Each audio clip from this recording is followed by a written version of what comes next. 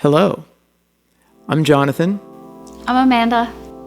We're Corbu, and this is Bad Trip Reports. We're going to read to you some experiences that people have written about on the internet from taking certain substances, some of them illegal, some of them legal. You'll be very surprised that some of the legal ones, some of the things you probably have in your medicine cabinet, are some of the weirdest of all of them. And sometimes they turn out well, sometimes they turn out not so well. So we're going to read you these stories in the writer's own words and see where it takes us. Or it's your bedtime story, whatever you want. It's your bedtime story. Is Salvia legal? Salvia exists in some kind of Salvia used to be legal. It exists in some kind of legal gray area. I don't know what schedule it's on. I think it's become illegal over time as people found out about it. I feel like it got popularized when Miley Cyrus did it. And there was video of Miley Cyrus. She did. You can see it in her face. She smokes it in a circle of her friends and she's like, Are you sure it wasn't just weed? That's what everybody thinks the first time they do it. Because that's how it's presented. They're like, oh yeah, this is legal weed. And it's actually the most horrifying psychedelic that exists. That's what happened I feel like they said it was Salvia because Salvia is legal and they covered up that she was smoking weed. I don't know. I feel like Salvia is a lot weirder. Well, yeah, but I don't know if that's actually... She looked like she was on Salvia. Until we can speak with Miley about it, someday. We'll never know. Let's take a look at our Salvia story. It's called 5-day prison outside of time. So, a guy and his friend take acid. I'm skipping the first part of his story because it's a lot of exposition. A guy and his friend take acid. Not much happens, so they decide to smoke some salvia. On acid? On acid. The acid was not good enough. Acid. They were on acid, and it was Right. They think they were on acid. Right. Could have been anything. Could have been not acid, but it was very chill, apparently. And his friend's name is A, so he refers to his friend goes by A in this story. So they smoke salvia, and this is what happens. This is where I pick up his story. We wait, but nothing really... So he's talking about his friend right now. We wait, but nothing really happens to him. So we smoke 2 more bowls of the leaf. Enter the insatiable giggling I've seen happen before on salvia. We both thought our visuals became more colorful, but still nothing. I decided to wait a little bit longer. Then suddenly the mood of the room changed. It's hard to describe. The only way I can explain it is that salvia came into the room and was there with us. Not like a drug, but like an actual person, disembodied and pervasive. I mentioned this to my friend, who thought it was cool. He still didn't feel anything remotely like his last trips. I wait some more, and then the presence begins to subside. Not wanting to waste my shot, I packed a bowl of 10x salvia and took it all in one hit. As I exhale, I woke up in an unfamiliar reality. It happened so fast, I don't know what to think. Titanic tidal forces were stretching my body in all directions. I felt like everything was being smeared all over everything. Everything I saw had become intensely colored, and not your regular, dude, I'm tripping, so many colors kind, but I'm about to go insane kind. The colors were so brilliant that nothing in the room seemed solid, but rather like it was a hyperliquid. In this hyperliquid state, everything bled into everything else. I felt like my body was being pulled onto the floor and dissolving into the air around me. This was disturbing. Only a few seconds into the trip, it intensified to a crazy level. Now, everything had such an awesome gravity. It's like A's living room had just fallen through an event horizon, and everything had taken on such incredible mass. I felt like I was being crushed from the immense forces emanating from everything, almost as if I was in the presence of some immense being. Light became very strange to perceive. It was like I was moving just a tiny bit slower than it, so time had almost come to a standstill. To this day, I think I understand Einstein's ideas about space-time better, for in this state, space and time melted into this organic, breathing thing, and I could feel out events happening anywhere in the universe. It was like every event sent out a pulse, and because of the hyperliquid nature of reality, these pulses were instantaneously transferred into everything else, all across existence. I looked at my friend in terror. All he said was, "What?" repeatedly, with a smile. But to me, it seemed like he was confirming that this was indeed reality. I thought that him and all of my friends and family existed on this level and had forever, while I had been stuck in the 3D world of delusion all my life and had just now realized what everyone else had already experienced. I've heard of Salvia having this unique effect on others before. It truly felt like I had woke up and realized every event and detail of my life was a complete lie. This terrified me, I can't deny. That is a common thing on Salvia. I've felt that before. I've never done it, never will. Yeah. I'll probably do it again. Anyway, Not for me. It's a fucking horror movie, but a fun one. But just be prepared for this to happen. Anyway, suddenly, a pocket in reality opened up, and my awareness divided between the me experiencing all this stuff in A's living room and the me that was stuck in this immense geometric chamber shaped like a triangle. It was so immense that I realized I was in fact in a room of infinite proportions. Imagine eternity turning into a room. That's where I was. The walls were full of repeating, spiraling patterns. The strangest thing about this chamber was that it seemed to have more than 3 dimensions, though I don't really know if this can actually be true. Everything appeared to be 5-dimensional. This is where I really start to panic, as the alien geometry really upset me. I felt the most intense fear, a desire to escape this triangle chamber that I was now interpreting as a prison. The problem was, this chamber didn't exist anywhere in space-time. It was beyond both. I remember calling out desperately to the me still in the living room, but my voice couldn't carry across the infinitesimal yet gaping chasm between us. I seriously believed that I'd never leave this place, that I was trapped here forever. I could barely remember who I was, let alone who that kid back on Earth was. I was certain that I had lost not only my mind, but my soul, lost forever in this bizarre reality.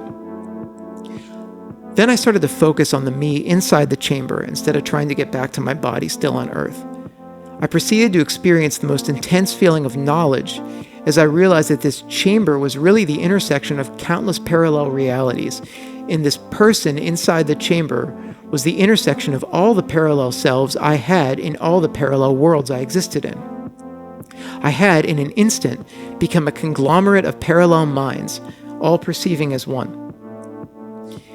At this point, I realized that there is something I, or we, which one should I use, have to do. Something so imperative that if I don't do it, we'd be trapped here forever and could never achieve what was next. Whatever that is, I wonder. Tormented by the idea, we tried to navigate this chamber, but soon realized that the chamber is infinite, so there's no progress that could be made. Despite that, we ran, and as we ran, the swirling 5-dimensional patterns on the floor got bigger and bigger, yet at the same time, always infinite, until it absorbed us. As we were absorbed, we realized that the purpose of us being together as one in the chamber, we realized what it was, and just as suddenly, I lost that clarity. I become aware that I'm in my body again, and the strange pocket closed up and disappeared. I'm back in the hyperliquid of space-time, but this time reality is moving as if huge waves were undulating through it. I think this had to do with the music that was playing at the time. I could hear the music, but it was just as much a part of the hyperliquid as it was music. Anyway, as these waves passed through reality, I realized that even bigger waves were coming from somewhere much deeper in reality. Now I really panicked as I realized that an alien intelligence was sending its consciousness through the hyperliquid plane in the form of waves, but the intelligence itself was much, much deeper inside that reality, far deeper than I was. There was a sinister feeling to the being, though I think this was mainly my ego freaking out. Who knows what the intentions of this being were, because I never directly experienced it. I was simply aware of its emanations through space-time. As the waves pushed through the liquid would condense even more where the waves were, to the point that I saw these bands of the living room become so dense I later described them as being as dense as neutron stars. Then the waves hit me, and as they went through me, I felt my being become infinitely dense, like they were. I thought I was being crushed into a singularity, or dying, or both. Suddenly, A's room disappears yet again, and all I'm aware of is an infinite darkness and the wave dragging through me. As it drags, it pulls my body into a string without a beginning or an end. I exist for I don't know how long as this infinite string when I become aware that there are other strings next to me. I'm a fucking guitar at this point. An infinite guitar at that. Somehow the dimensions were set so I knew I was a string and it was a guitar, but everything was infinite, so how could there be any dimension? Anyway, I'm still panicking and trying to resist whatever is happening. Suddenly, something strikes the string and a chord rings out into the void. I realize that I am the hand, the guitar, the strings, and the sound ringing, but my conscious self is localized on one string, and the string is full of fear and won't vibrate in harmony with the others, resulting in a discordant harmony. The entire time, I know I have to relax and just let it happen. I wish I did. Who knows what could have happened? I would have had it not been for the sinister feeling I had, like if I relaxed and just let the chord play, I'd lose my soul and my free will. Very strange thoughts. Who knows what would have happened if I'd let go? I'm kind of glad I didn't, though there's another part of me that's disappointed. Did I miss the chance to really learn something? Perhaps something should not be known by a human. I should also mention that throughout this part of the trip, I was aware of many thoughts and impressions, as if I was working out deep inner issues. Of course, I can't remember those, which mildly frustrates me.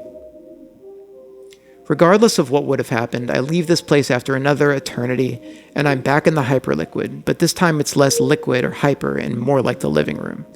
A few more seconds, and I stumble back into reality, confused as hell. I get up and I look around, wild-eyed and sweating profusely. A is still saying, "What?" and laughing. My heart was beating really fast. For a second, I thought it would be a problem, but I just lay down for a bit and came under control.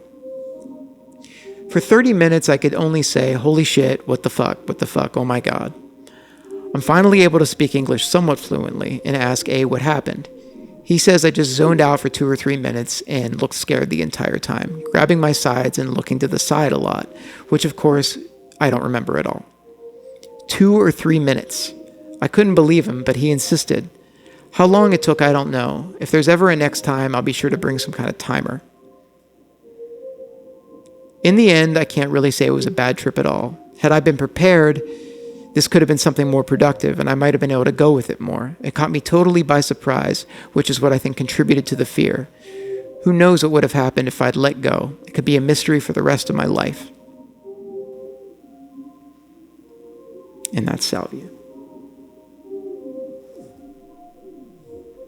With acid, though. With acid, but yeah. Salvia and acid together, because acid's just not enough. Yeah, but he was cool, and he, clearly is a true psychonaut. A little more, what's the word? Experienced. They really are, exploring the subconscious. Yeah. I feel like it's not as dangerous as space. Oh, it's not as nearly as dangerous. Space is fucking very dangerous. Spaces. This stuff is physically harmless. You have to get on a spaceship right now, or you have to take Salvia right now. I would probably pick Salvia. Yeah. I'd be sad, but I would do that. Yeah. I'm also, a Virgo. I like to be grounded. I don't think Salvia is very grounding. Yeah, but I'd get through it. Yeah, you would. You would. And you wouldn't get bombarded by radiation. That we know of. Anyway, next. We're going to go to the world of Datura.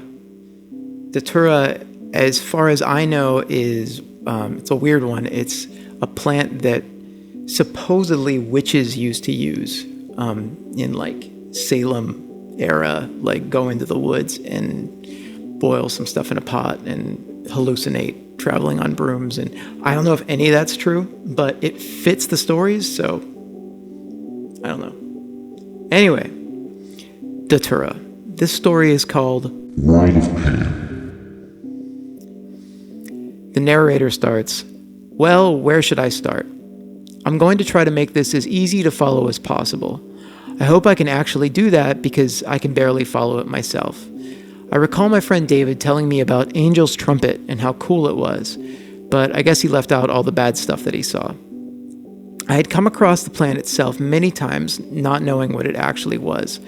I had attained a large quantity, about 90 Datura stramonium seeds, from a friend. Yeah, stramonium. I read a few hundred articles about it in various places on the internet. I read that Datura contains both atropine and scopolamine that interface directly with the central nervous system, so I know that this is going to be very hard to control and I could have prolonged side effects. I came to the conclusion to do a very small amount. Now to the story. It was a Friday night. I was bored, nothing to do, so I figured it was about time to take the seeds I bought nearly a month ago. I wanted to do it when I had a long period of time to recover. So I took a deep breath and poured 35 seeds into my mouth and chewed them for about 2 seconds. I gagged and quickly swallowed them and chased them with water. About 5 minutes later, I remember that the experience should take about 30 minutes to 3 hours to start. So I start playing Half-Life, and at the part where you start meeting Marines is where I start to feel a little weird. I take a look around and I feel my legs starting to get numb. I figured I'd have to stand up for a bit. Well, that didn't work. I just fell over. I remember people saying that they get all drunk feeling on this substance, so I disregarded the feeling and got back on my computer. I feel a lot weirder now at the computer than I did on the floor. I don't know how long I was there, but all I know is that I'm in a different state of mind now. I look back at my monitor and I try to move the mouse, but it's gone.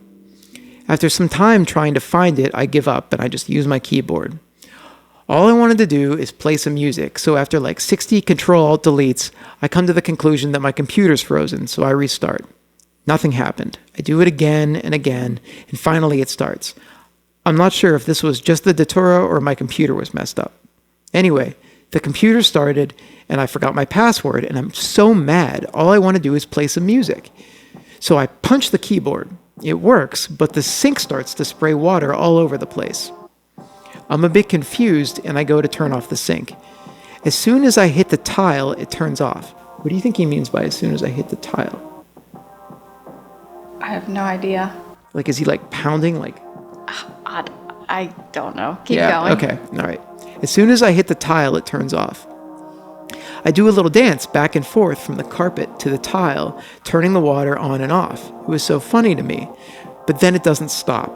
The water is going everywhere and I can't stop it. I try to turn it off by hitting my keyboard, but nothing happens. I decide it's best to just leave before I drown. So I go to my room and I shut the door. But this time my mouse is back, and I put on Tool's Enema, go lay down because I really want to get off the carpet for some reason.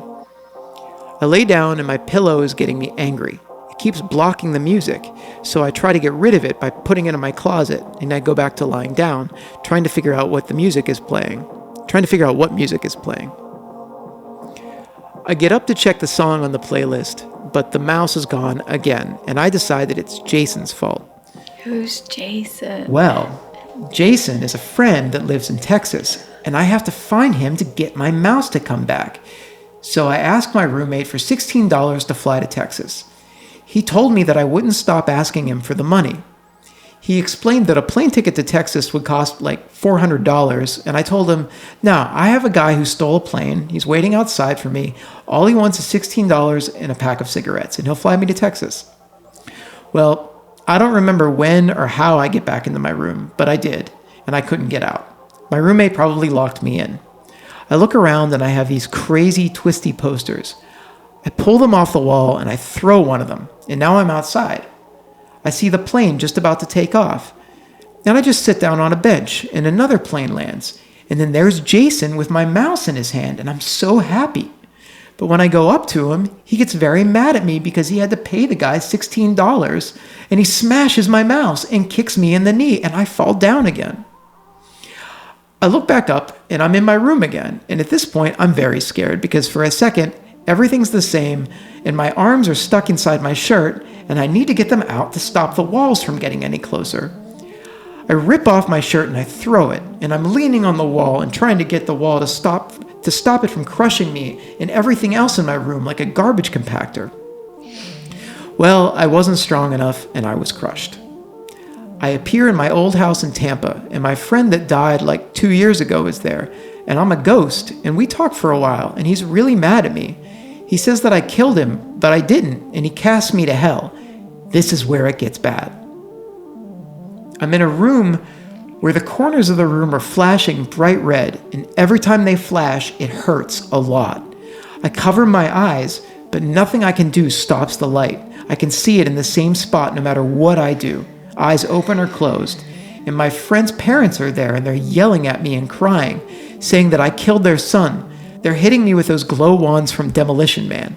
I don't know what that is. Demolition Man is a movie with, I'm pretty sure it's the movie with Stallone and Schwarzenegger. It's the one where they wipe their butts with the little seashells in the future. Never saw it. It's the best part of the movie is that in the future, first of all restaurants have been replaced by Taco Bell. Okay. And no one wipes their butts with toilet paper anymore. They have these little seashells, and they're mysteries. And the people from the past are like, what's with the seashells? And everyone just laughs at them, and it's never explained. Best part of the movie. Anyway. All right. Favorite Stallone movie. It's not Schwarzenegger, it's Wesley Snipes, from what I remember. Anyway, so the guys, his friend's parents are hitting them, saying, you killed our son, and they're hitting them with glow wands. He says, then I look up and they're gone, but my friend's there, and he gives me a cigarette. I take it only to keep him happy with me, and I light it up. It burns my lungs, but I keep smoking it to keep him happy, despite the terrible pain that comes with every drag. After about 60 or so cigarettes, 60 cigarettes, I tell him I don't want any more, and then he kicks me. I fly back from my poster onto my bed, and I look around. Everything's back, and I'm in my room, and that scares the hell out of me. So I get under my bed, and I try to hide by putting everything I can around the edges of the bed. But everything is so incredibly heavy, I can only lift small objects like CDs and pens. So I decide to hide in my closet. So I get in there, and my pillow's there, but I don't want it to stop the sounds of someone coming in the room, because the pillow stops sounds, remember? So I don't want it to stop the sound of someone coming in my room. So I get rid of the pillow by putting it in my dresser. But the dresser won't stay closed, and this makes me very pissed off. So I kick the shit out of the dresser, but I'm very weak, and anything I do is like in slow motion, and I can't seem to get it closed. So I just wrap the pillow in my blankets and throw it out the window. Except then I can't close the window. So I go back into my closet, and I see like 80 copies of myself, and it's so crowded in there I can't breathe because of all the copies of myself, so I pass out. I keep hearing a sweeping noise outside of the room I'm in. I'm in one of those portable classrooms they have in overcrowded schools, and I know that whatever that sweeping noise is, they're going to get in somehow and get me. So I try to hide, but it's just a room. There's nowhere to go. And I hear all these banging noises like it's trying to break the door down. This feels like Twin Peaks. I hear all these banging noises like it's trying to break the door down. So I get a desk and I throw it at the wall. It opens up a hole in the wall, and it's very bright outside. I get the courage to go out there, but then nothing's there. So I get my welding glasses out and I put them on. I can see clearly now through my welding glasses, and there is a big tornado outside. I go back inside, and it hits the building and kills everyone in the area. I'm all alone. There are bodies everywhere. Then I see my house, and I'm like, oh, my brother was home. And I start to like rip the debris apart. And then I'm like fucking Superman. I'm throwing huge pieces of the broken house with ease. But the house was made of puzzle pieces, and I can't get them to stack up.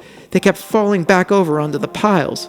I try for days, but everything I do causes more damage, and the pieces keep getting smaller and smaller until it's like a big multicolored pile of sand. And it's like the future, and everything is advanced and developed, except this small section of land where my house of sand is. And then I'm in a glass ball. There are like aliens looking at me through the glass and shaking it around like a snow globe.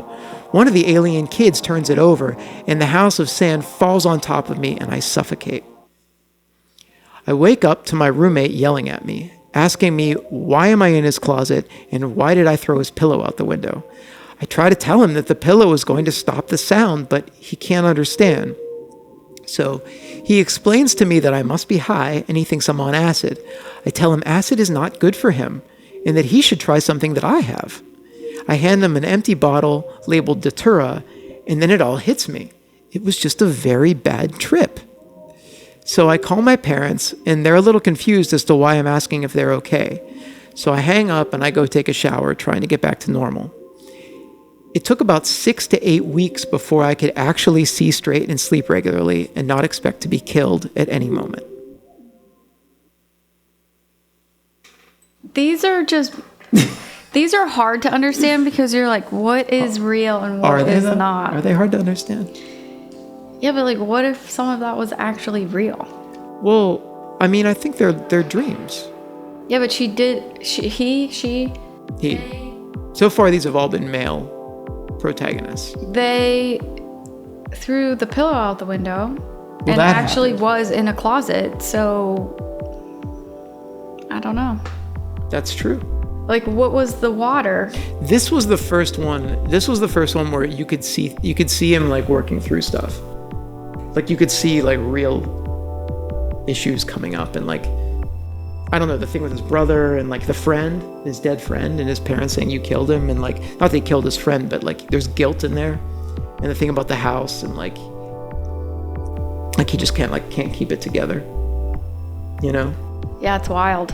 I don't know. It feels like a dream to me, but like a telescopic dream inside a dream kind of thing. Yeah. Yeah. I feel like we started this because I always would ask him to tell me stories. And I would just be like laying on the couch, like half asleep, and I'd be like, tell me a story, tell me a story. And he was like, oh, actually, yeah, okay, I could tell you a story. I could tell you a story. So I go to arrowwood.org. And pull up some bad trip reports. By the way, most of these are sourced from arrowwood.org. It's a wonderful resource. It's not just this. It includes this, but it's not just this. But it's the Bible of drugs. The Bible of all substances, and you know, it doesn't recommend anything, but anything you could ever imagine taking, including Benadryl, is in there with safety information about it, so you can, you know, prevent harm, and also know. And there are good trip reports, but we have fun with the bad trip reports. Well, I think they're more. They learn more from them usually. You usually learn more from bad trips than good trips. Yeah. Which is important. Because good trips are usually just like, hey, you're fine. Yeah, someday I'll enjoy your life. Someday I'll write down my bad trip and you can read it. Yeah, same. You can read mine. What was yours? Which one? Anyway, bad trip reports. We're Corbu. This is our new thing. Thank you so much. Thank you so much to Midway Music Festival for allowing us to do this. We've been wanting to do this forever, and this is our first opportunity to do it, and we're very thankful for Midway for giving us this platform. So we're going to continue to do this on our own forever. So come to our Twitch at corbuvision and come see us do some more weird shit. Yeah, and tell us your trips. Yeah, also, we'll post a link somewhere. Keep an eye on our socials. Send us your bad trips so we can read them, because it'll be fun. It's important to share them with the world. We won't tell your parents. It's fun. So that people are less afraid to go through these things, because it's important. Well, They're you know, catalysts of growth and change. I think you should be afraid. I think respect. I always thought that respect. Fear is different than respect. I think respect is a healthy version of fear. Like if you're going to go surfing and there's 10-foot waves, there's a little bit of fear that's helpful there, you know, but it doesn't mean you shouldn't do it. You should just be aware of what you're getting into. So it's that kind of thing. Yeah, I agree with that. Anyway, be safe. We're Corbu. See you soon.